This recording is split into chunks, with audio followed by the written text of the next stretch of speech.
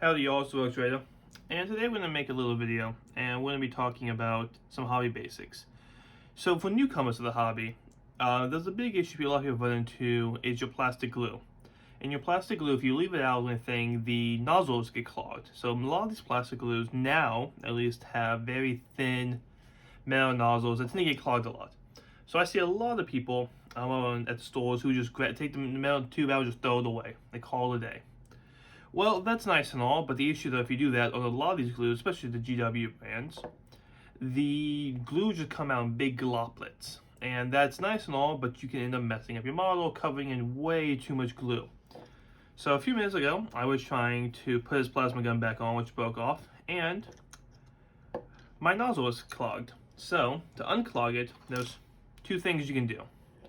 One, once you take it out, you can usually just rip off the edge, because most of the time honestly it's just this part that's connected to the air, and that's a tip. You can just wipe it off and 9 times out of 10 that works, but today that didn't work. So to fix that, the tried and true method is to get yourself a pair of pliers and a lighter.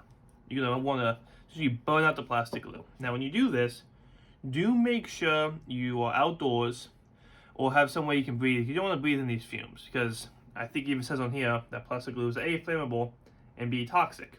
So, and C, tastes really bad. Trust me on that one. So right now I'm in my office, but I have a window and the fan going, so I should be okay. Get your lighter and just go along the edge. You can see, yeah, you got the smoke coming out. Yep, all that black smoke is telling you that that was clogged. So you're just going to want to get the edges, run along the middle.